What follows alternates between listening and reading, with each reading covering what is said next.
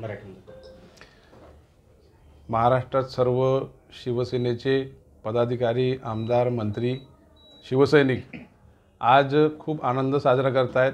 कारण मागच्या 1.5-2 वर्षांपासून खोके सरकार, खंजीर खुपसला, 40 चोर, गद्दार ह्या सगळ्या गोष्टी ते सगळे लोक ऐकत होते आणि ऐकूनही आपल्या कामाशी काम ठेवून महाराष्ट्र राज्यामध्ये कसं आपल्याला चांगलं काम करता येईल, विकासात्मक कामं करता येईल, स्वतः माननीय आपले मुख्यमंत्री एकनाथ शिंदे साहेबसुद्धा मोठ्या जोरात काम करत होते आणि त्यांच्या मागोमाग सगळे आपले मंत्री काम करत आहेत.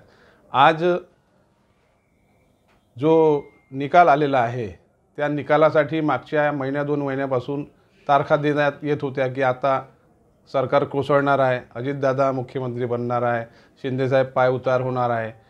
याच्या आधी आपण ऐकतो आहेत वर्षभरापासून की जानेवारीमध्ये सरकार पडणार आहे, मग मार्चमध्ये सरकार पडणार आहे, अशा भविष्यवाण्या आपण ऐकत आलेलो आहे.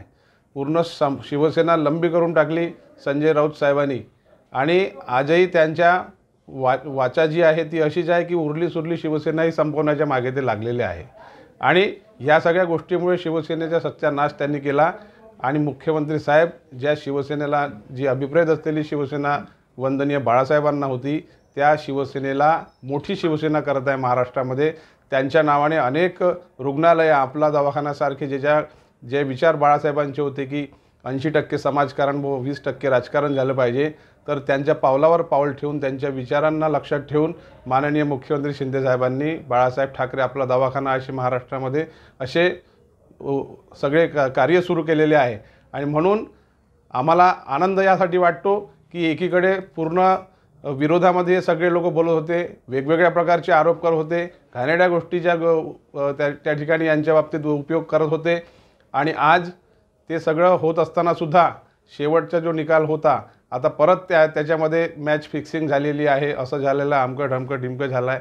हे आता ते परत बोलणार, आता खोके बोलणार नाही किंवा खंजीर बोलणार नाही, आता मॅच फिक्सिंग नवीन शब्द त्यांनी काढला आहे. तर त्यांना याशिवाय दुसरे काही काम नाही. पण विकासात्मक धोरण राबवताना शिवसेना आणि भारतीय जनता पक्ष जी युती बाळासाहेबांना अभिप्रेत होती ती त्या संघटनेला सोबत घेऊन आम्ही काम करतो आहेत. आनंदाचा क्षण या ठिकाणी आहे आणि आम्ही सर्व शिवसेनेचे या ठिकाणी पदाधिकारी आणि शिवसैनिक मिळून त्या क्षणाचा जल्लोष म्हणून या ठिकाणी स्वागत केलं, आनंद व्यक्त या ठिकाणी आम्ही केलेला आहे.